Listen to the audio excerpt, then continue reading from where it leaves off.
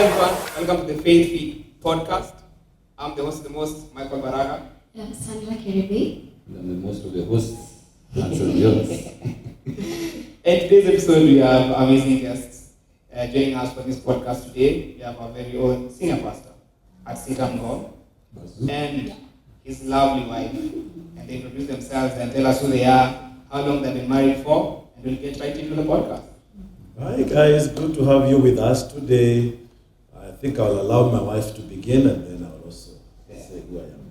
Hi everyone, thank you for inviting us. We are happy to be here. My name is Joy Kimiywe. I'm related to this gentleman. He shares the same name. Same last name. Yes, same last name.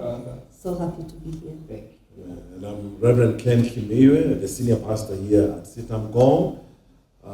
We've been married now for the last 31 years.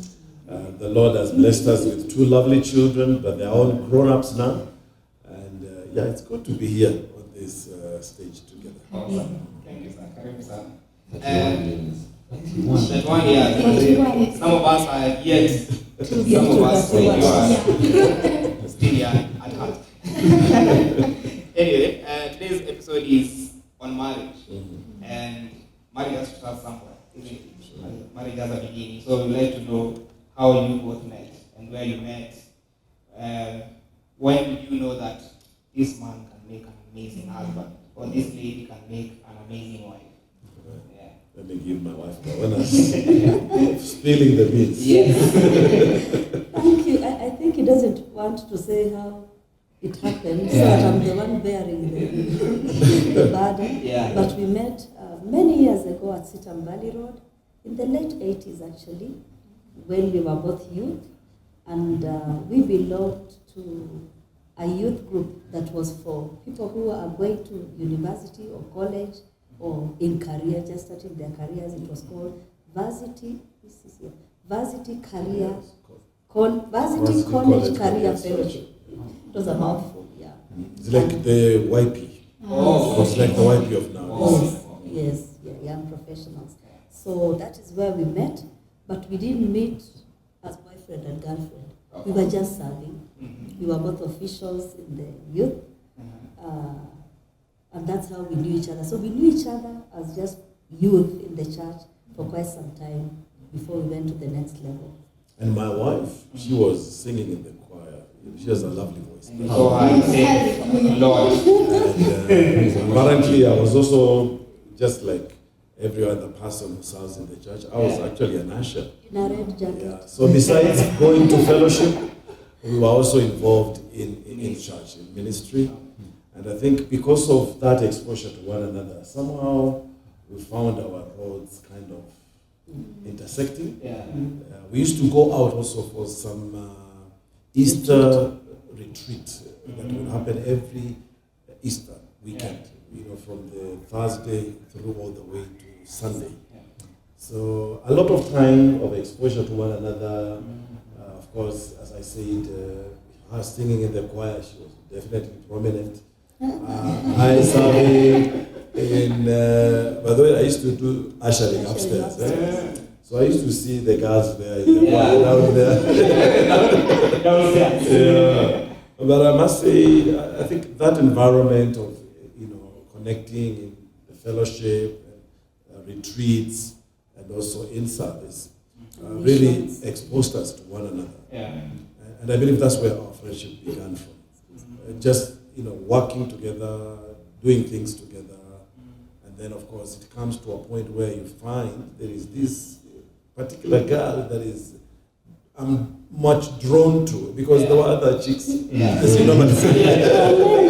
There were many other girls in there, but of course there is that particular girl who you feel drawn more closely to, and you find you're open more to in terms of, can we go for a coffee? Can you walk me home? Something like that.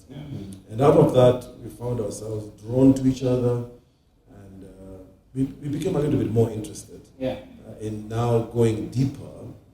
And then there is something that happened with my wife. Apparently, about the time when we were beginning to get close to each other, she lost her dad. and her dad was like everything in her life. And that was a very devastating time for her and her That family. was the first death in the family. You know, yeah, so it was major. And I didn't take advantage, by the way. I just found myself amongst the people who were closest to her at that time to comfort her. We even traveled a country together. And I think out of that interaction, we found ourselves drawn to each other. And we found our friendship becoming a little bit more consistent, wanting to be together a little bit more, wanting to find time to be together a little bit more often. The other thing also that happened was that besides just us being drawn to each other, she's a very prayerful lady, and I also pray. And we sought the will of God for our lives, because the background in which we were brought in is that also God must speak. God must confirm that this is the person that He wants you to walk with in life. And so we took time, and she prayed and I prayed, and it was confirmed that that was the right thing for us to do. Allow me to add something.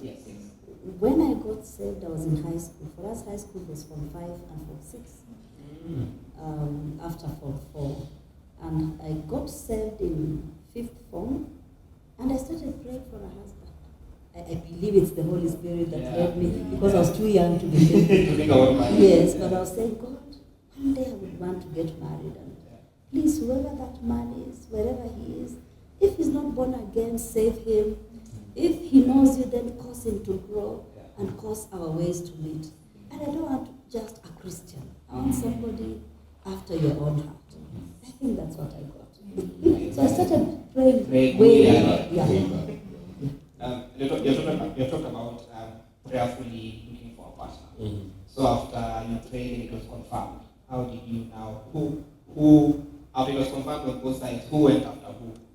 And said, God has told me yes, and I believe He has told you yes. So can we do this? Okay. You know, our background and our orientation is a strict, Christian, ecclesiastical type of background where things have to be done biblically. So the order was for me to do the proposal, not the other way around. I remember the day I made a proposal to her. We actually had those days, not now. Those days when Uhuru Park used to be the place where people go. Those are the places where when you want to hang out. So we walked. In fact, Valley Road, you walk down, talking, and then where you land is the green grass there, the lawn at Uhuru Park. So we passed up at some place, and there were those days when we would go as a group. And so you are amongst many other brothers and sisters. But this particular Sunday, I decided to walk her alone, and we went to a particular spot and we sat down. And thank God we went to Uhuru Park, because everybody could see what was going on. You know what I'm saying? And there was that security, and which is something I would even want to encourage our young people. When they're dating, they should not go to those dark corners. Just be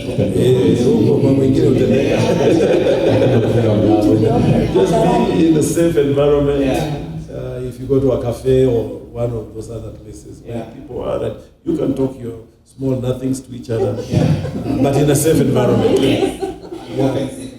So what I did is I actually mentioned to her, and she was hoping that I would go on my knee probably and do this kind of thing that people normally do. But me, having known her, having worked with her, and as I mentioned to you, having gone through that season when she lost her dad, already we felt we were going like this.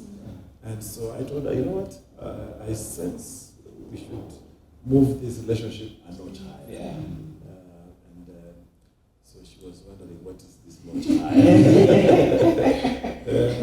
I just mentioned, I think it's high time we now think about life together. And that's the point at which now, of course, those days the girls will tell you, give me 2 weeks, I go and But for me, I told her, I know you know, and you know I know. So let's carry this on to the next level. Let's not wait for 2 weeks, 3 years. That you want to go and bind and you don't know, pray and fast. And bind and loose. It is here now. We were not strangers to each other. We were friends to one another. And I must say, even up to this stage, we are still the best of friends. That's what has sustained us in our marriage. We don't look at each other like husband-wife thing, you know, or playing certain very strict roles. No. First and foremost is that we are friends with each other. Allow me to add a back. Yes. Actually, what it was, how did you find it? It was not fair, first of all, but anyway, I'll come to that later. Yeah. There's the background from the lady's point of view. Yeah. This is my point of view. Because we are moving closer to one another, I started now praying, hey God, are you saying something? Yeah. I don't want to tell you how dramatic the Lord spoke to me. But I want to say this for the sake of the girls. The Lord ministered to me that He would be the one. We were having, we used to call them in-house crusades, and I was in the choir, so we were singing a song and I felt something impressed in my heart. He was actually standing at the back. That is your husband. And I thought, wow, I'm becoming too spiritual. I ignored, sang louder. I felt the same impression again 3 times. Yeah. So what I did, I told God, if that is you, not me getting ahead of myself and becoming spiritual, go and tell him. I will not do that. That was my confirmation. Because he's a God-loving man, he goes for missions. But who said every Christian can be your husband? So I needed to confirm from God. So I told God, if this is you, if I'm not imagining things, go and tell him. And 3 days after his wedding proposed. I was just chilling and saying, there was no way I would tell him. No way. At least for our generation, you wait to be approached. Yeah, put you up. The man has to make a move. Yeah, man has to make a move. Yes. That's true. Okay, so now you have dated, you have proposed, and now you're heading into this season of marriage. How was it like? Like, what was the process of getting there, and then how was it now after? Now you have become one, as the Bible says.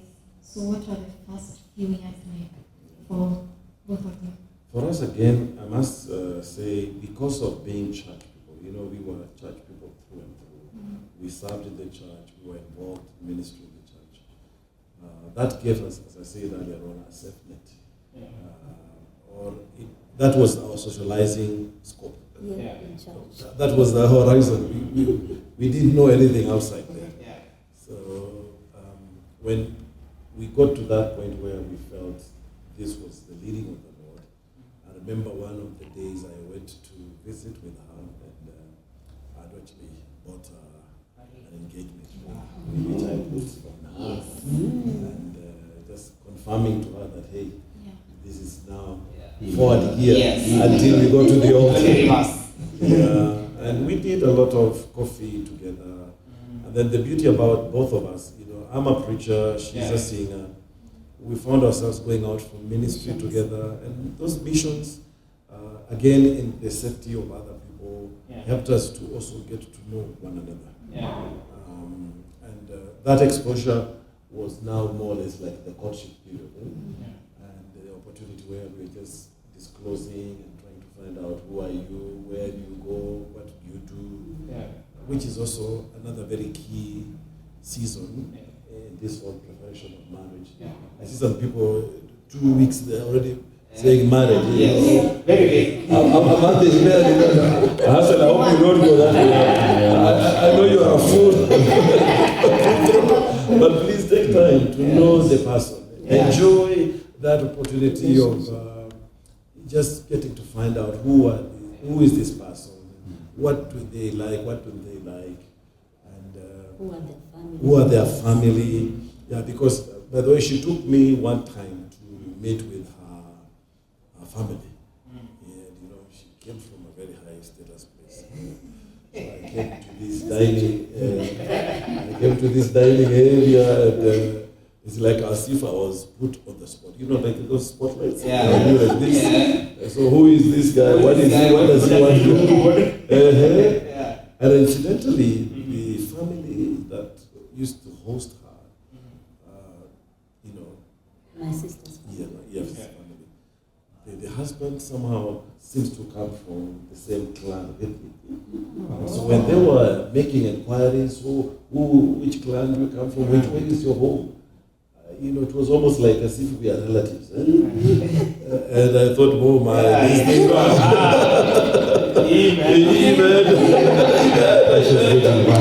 but it was good, and that is the other thing again about the courtships season. You get to understand, because again, we are living in an ancient time. You could easily be dating your cousin, you know? You could easily be dating even your own brother. Because some people have children here, others there. And then somewhere in life you meet and you never got to know each other. So when they were inquiring and finding out, putting this spotlight on me, that's when actually we defined very clearly that we were not relatives. And again, that also gave me opportunity to get to know her people.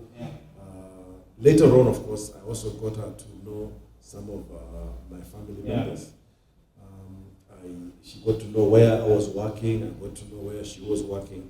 In fact, me, I got to know more about her because I used to walk to where she used to work and help her out in some of there was some manual work they used to do in putting magazine together. And that gave us again another very good opportunity to bonding and talking.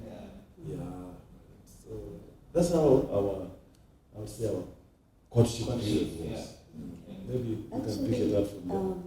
After we would go for coffee and whatever before. So after the proposal is when we started dating. And we dated for a year. Because we already knew each other very well. But now we were intentionally dating for marriage. And those prayers of mine, I used to tell God, I don't want a boyfriend, I want a husband. Yes, you can ask for a boyfriend and get one. Ask for a girlfriend and get one. And this relationship is supposed to lead to marriage. So you might as well ask God for the right person. And you asked, the question went beyond even the marriage. So we dated for 1 year, got married at Sitam Valley Road. We had double the number of people we expected for the wedding. Story for another day. Because both of us were actively involved in ministry. And then before our wedding, we were so much involved in many other people's weddings. So what walikuja kwa hii? Walikuja. I think we had 1,000 guests. Plus. 1,000. The food ran out, the sodas ran out. But they stayed on. But people stayed on. Yes. That's beautiful. Because people in a wedding, even today, it's quite hard to get. Yeah. People to attend the wedding. Maybe the other thing that my wife also should have mentioned before now coming to the altar, which is the other aspect we want to share with the young people. Apart from now the disclosure that I said you do with friends, family, colleagues, and what have you, there is also the very prominent stage of premarital counseling. And during our time, we didn't have classes as such. You would sit down with whoever was going to be your pastor to officiate, and he would walk you through a series of things. But we found that too limiting, because he's only one man, and he probably only gave us his own male perspective. So what we did between my wife and I was to source for certain senior couples, people that we had looked at as role models. And I remember we visited about 2-3 different couples.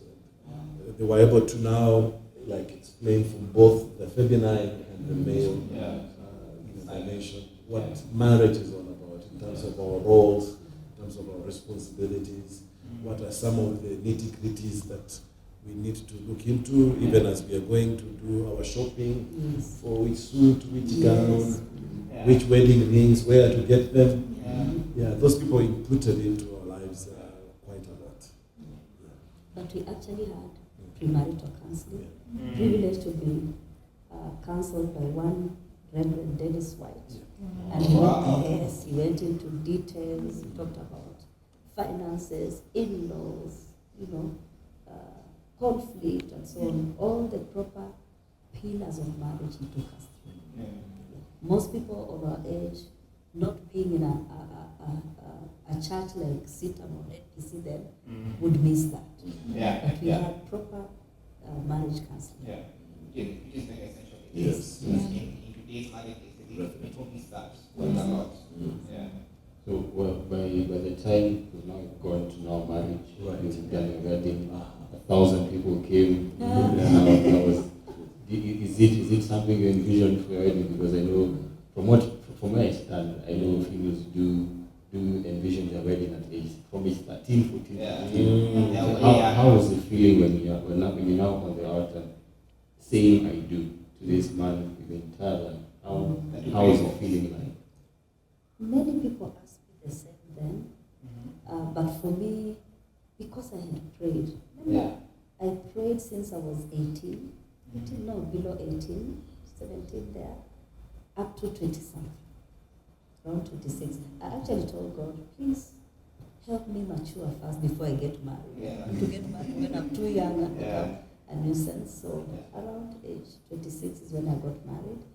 And because I had prayed, and remember how I told God, confirm this to me, and went ahead and asked him, told him to be the one to propose, I was very confident. I didn't actually have any fear. I think I knew I was in God's will. That is not to say nothing would go wrong, but I wasn't fearful.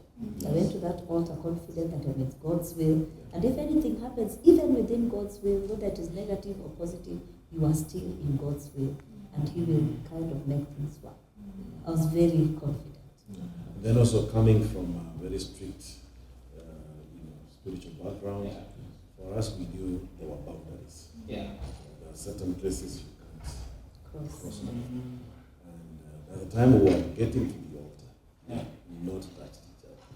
Not even pecking. Those days, man, you are pecking. You weren't big from you'll be thrown on the side and be rebuked. And we used to Just talk about it. yes. We used to say we have to go to that altar. Yeah.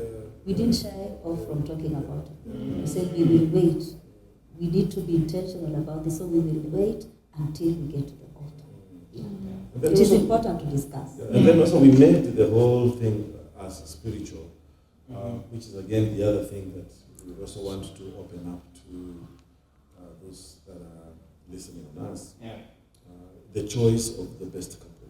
Yeah, for us, we had to prioritize several things. Number one, they needed to have been born again people, because we are born again. We are doing a spiritual thing here. So nothing about anybody who's not born again. Nothing wrong. Yeah, so that one we wanted to make it right. Yeah. And then number two is that they must be married. Because we are getting into marriage, so we need mentors who have been in marriage, who have gone ahead of us. So we prioritize that. And then the third thing that we also prioritize about the best couples is that they must be accessible people to us. Because sometimes I see people talking about, my best couple is coming from Mombasa, or he's flying in from New York. So what were they testing here? Yeah. So for us, those three were very critical in our preparation to come into the altar. Is that they must be born again, they must be married. And number three is that they must be accessible.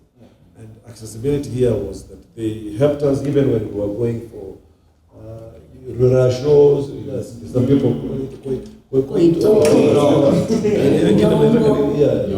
all those. They are the ones who are actually our sponsors. They are the ones who we went shopping, our wedding rings. We were involved in choosing colors, our color scheme. So the best couple play a very significant role in helping you come to the altar.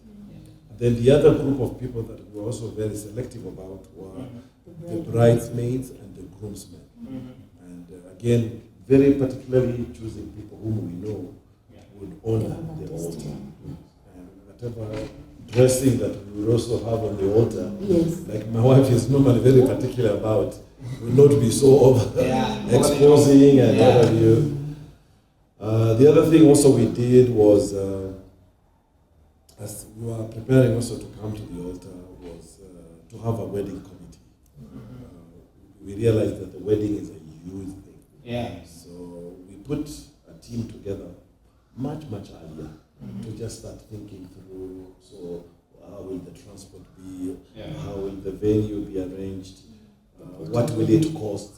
Here, the catering, and that helped us also not to be too engrossed into the whole process of planning, which sometimes people do and can stress you.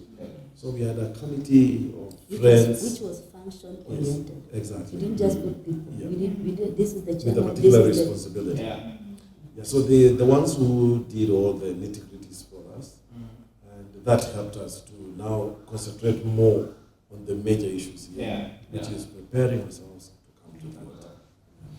I think both of you have touched on something that is very key, and that is purity.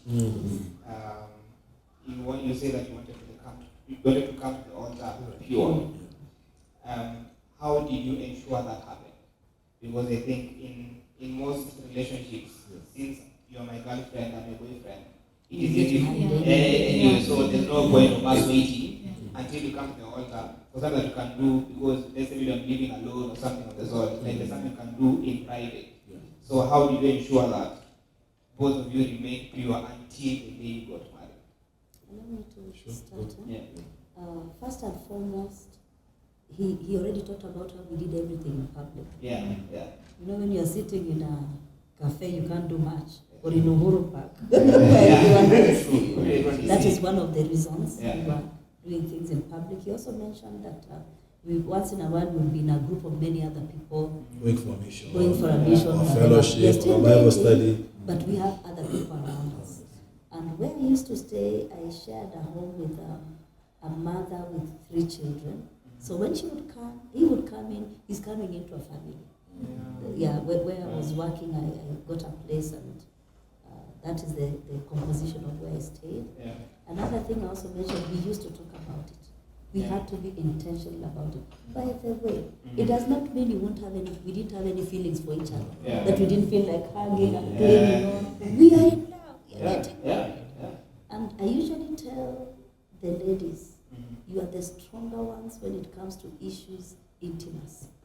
So if you see that, hey, this guy is getting a bit overboard, take action. Either decide, tukiona maneno ni mbaya, okay, we didn't get there, thank God. Walk away and go. So that's why I was saying we discussed it, so that we took care of each other. So that if I saw that he was overwhelmed, which he never got to that, thank God, I would we tell each other, do something, either walk away or say, let's meet tomorrow and go. We were intentional. We didn't ignore our feelings. We acknowledged them and talked about it, and we were intentional. That's how. And the key word there, be your brother's keeper, be your sister's keeper. I think like doing this in public really helps, because you can't really especially in Uhuru Park. The president can pass by any time. Everyone can pass by any time and say, so, which I think it's, in our day and age, we are not that intentional, we are not that ready to keep ourselves. So we need to go overboard. There's that environment, but also I think the way we dress for some of those dates matters a lot. Because if there's too much overexposure, whether we like it or not, these are things that we find ourselves easily drawn into because of our exposure. So again, being the other person's keeper, you don't want to stumble them, neither do you want them to stumble you. So you want to dress well when you're going out for your dates.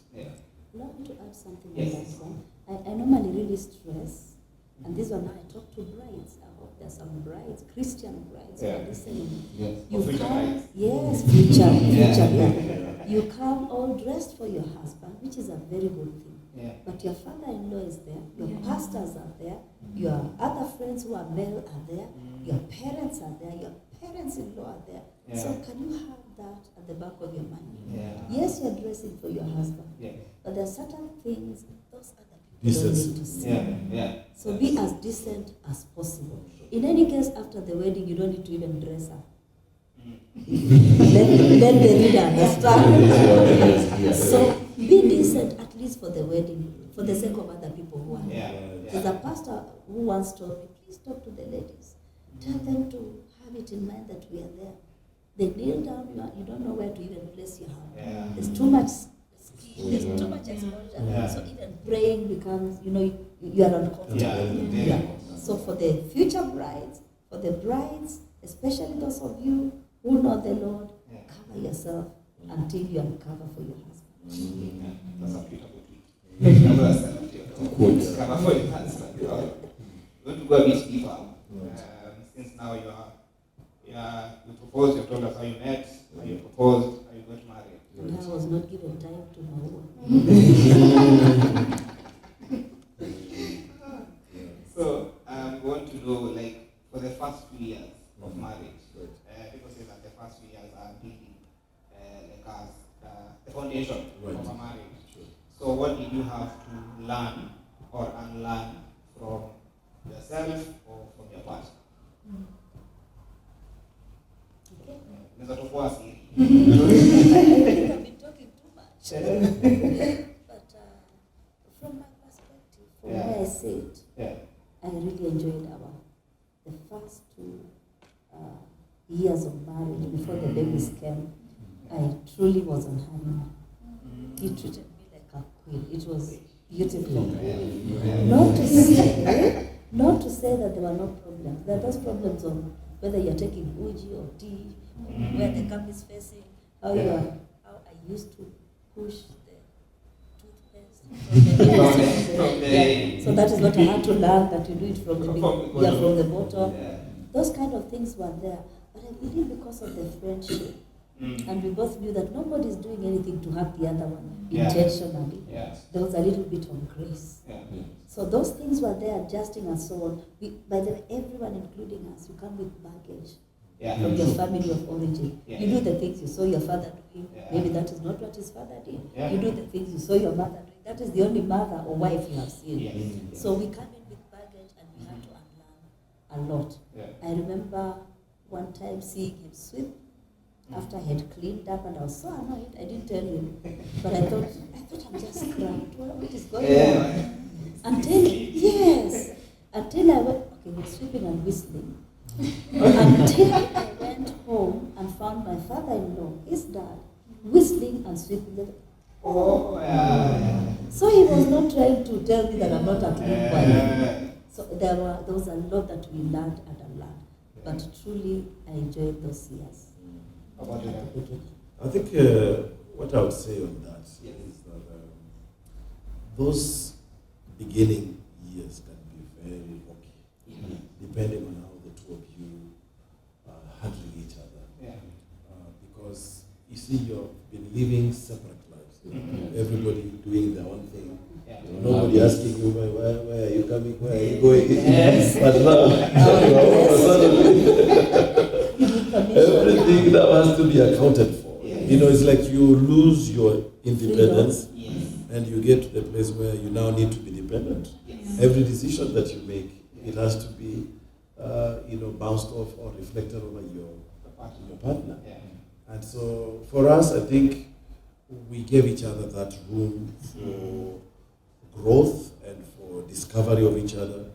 And by the way, when people are courting, somehow we have this attitude of, stretching out our right leg. Yes. So you don't show the other side.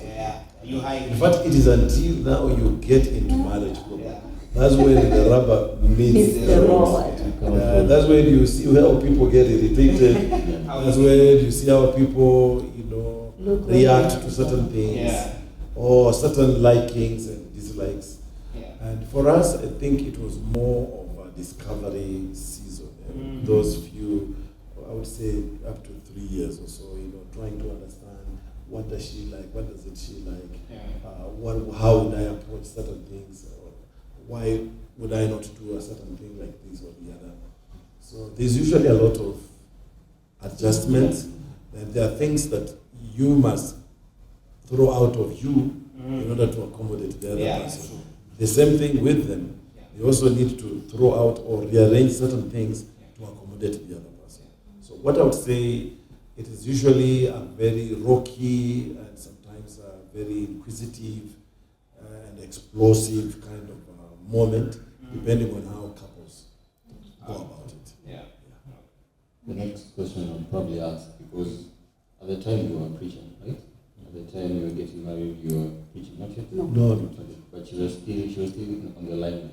Yeah. And you guys were known in church. Everybody knew his Kimiywe, Yes. and there's a point of conflict. This is how people can have conflicts in house, but then now you're both in the alignment. Yeah. So how do you handle conflicts first in the house, and now going out? For example, you're outside meeting with people, and probably back at home as we how did you guys maneuver around that? Okay, I think I'm talking too much. I'm only giving you opportunity to say the first. Being a gentleman. Yes. Yeah, there's one thing we resolved, not to let the sun go down on our anger. So that does not mean we don't get at each other. Yeah. And of course, as you grow old, it gets less. Yeah. But in those years, Yeah. even when we disagree about a cup, we continue talking about the plate. If you get what I mean. You don't serve because you didn't agree here, you agree to disagree, and now but still move on. We intentionally say we will continue talking. Yeah. This thing the husbands and wives call name by mouth, we didn't have it. So that when I'm so annoyed now, we are not talking for 1 week, it doesn't happen to us. One reason is he doesn't recognize sulking, so I used to try and it didn't work. So Another reason is my personality. I would be, feeling annoyed and whatever. But there's this commanding thing, so I must talk. I find myself talking, which is a good thing. Yeah. But we were intentional on not letting the sun go down on our anger. We get annoyed with each other, we disagree, we argue, but we continue talking.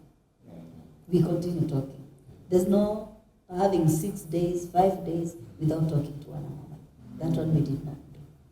God helped us. And then also what we are saying is, we first and foremost, we have to understand who are we. Yeah. Even though there may be conflict, and people normally have conflict, and there is no perfect marriage, including ours. Yeah. There will always be at some point or the other where you disagree, you look at things totally from a different, or you even behave in a certain manner that makes the other person to be vexed about you. That happens for every marriage. So in case you get into a relationship and you find those kind of things happening, don't think you're unique. It's something that happens across. Now, being the spiritual people that we are, one of the other things that has also helped us is to live the Bible in our lives. And one of the things that the Bible encourages us to do is, when somebody has faulted you, learn to forgive them. It is when you follow those kind of godly principles, they help you in many ways, even as you communicate as a couple. Again, the Bible is the same one that says, don't do bad to anybody. So you don't want to be very intentional and do something that you know will vex the other person. But because of our human error and weaknesses, sometimes we do fail. Then that suggests that then you ask for forgiveness and you confess or forgive the other person. So I think those are some of the other guiding biblical principles that can also help us as we relate. We should know that we are first and foremost born again. We are children of God. In as much as we have a family and we are doing things that have to do with every other family, but we have to do it also within the context of our Christian faith. Okay, still on conflict resolution, I think also not the time difference, but the time you two were newly married, that was a different time. And like now it's a very, Different times have changed. So what do you think is a good way of, or what advice would you give a new couple that conflict resolution is becoming such a challenge, And these are the things that build up and then people divorce and separate. So what are these things that maybe they can take note of in conflict resolution that will help them move? Number one, know that the person that you're marrying is not a perfect person. Yeah. I think that's begin from there. So if they are not perfect, it means there is the benefit of doubt that this person can do what? Fail me. Or they can make a mistake, which will happen. So that's where you begin from. That you are not marrying an angel, you're not marrying a perfect human being. And then secondly, the other thing also you want to do, like as I said, is falling back on the Christian principles, which both of you are attributed to, so that there should be room for people to confess and to forgive one another.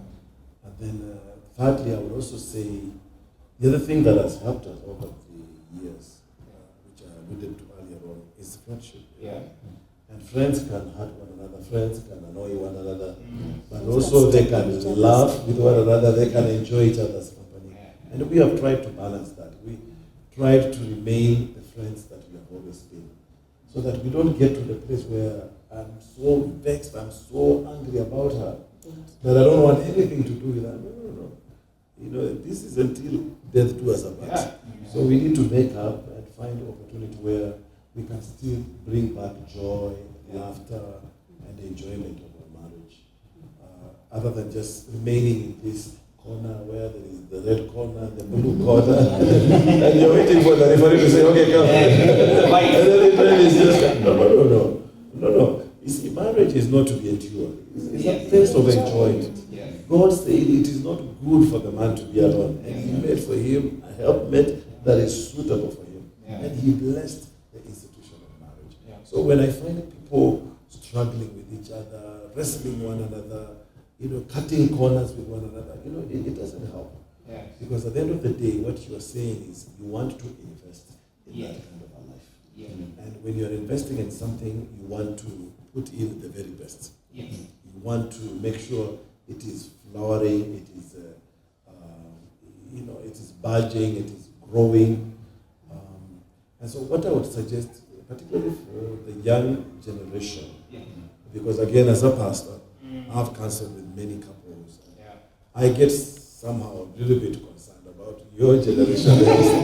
You guys are very quick with each other. Probably it's maybe, I don't know, influence from other spheres, because there are places where I don't like you, you don't like me, we go separate. No big deal.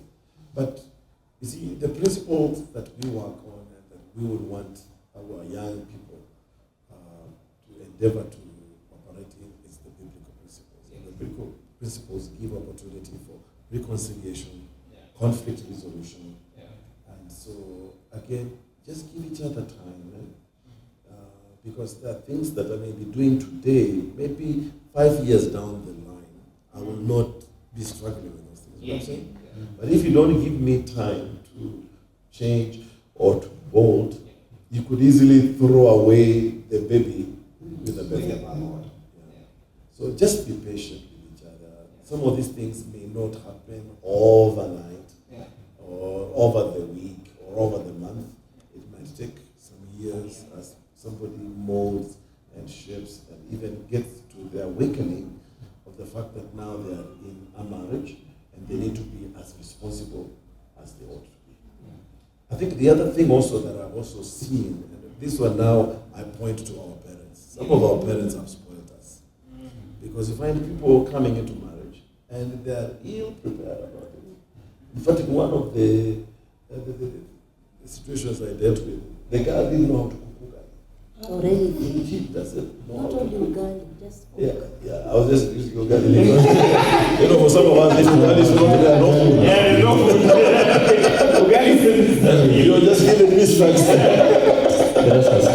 What there is is again also our parents, they spoil us. Or is it us who spoil ourselves?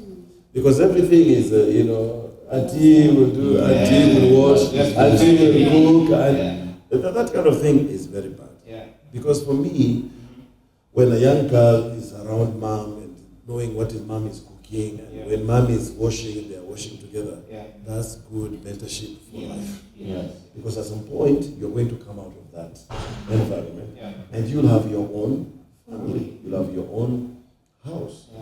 And if you cannot cook for your husband, if you cannot even wash, I'm sorry to say, Sandra, some of you guys have figured names that are all going I don't even know how they eat. But so those ones they cannot cook. They cannot wash. So let us be very realistic. Some of those things that we see on social media, that is not life. Yes. That is facade. It's not, facade, that's the one. It is not the reality. And so we need to just come down to the place where let us learn from our parents and have that heritage help us know how to also live our own lives. And as I said earlier, let us not be too hard on one another. People make mistakes. Let's forgive each other, make up, and continue with the journey of life. Maybe there's too much pressure in our generation. There's social media, there's too much influence. For us, it was your parents, your aunties, and the society. For you, there's also social media. You are seeing things. Instagram, TikTok, whatever you call it. And you get influenced. So there's too much pressure from everywhere. And also, allow me to say it is kind of a selfish generation. Because if it is not working for me, you're not willing to feel any pain. You're not willing to fight for your relationship or marriage, just thinking, if it doesn't work, in fact, you come in with that in mind. If it won't work, for us, we came in like there is no reverse gear. Once married, always married. Whether you like what he's doing or you don't like what he's doing, it's never too bad that you must go back home. And you talked about parents. Some parents are very quick, they may not say it in words, but they're very quick to kind of, it's like, you're not happy, come. Your baby is still here. Your baby is still here. I think parents should encourage their children to stay.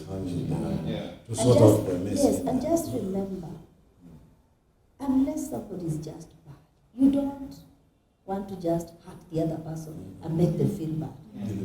Initially, maybe it is by mistake, but now when it becomes a heated thing, then now you're busy hurting at each other and revenging on each other.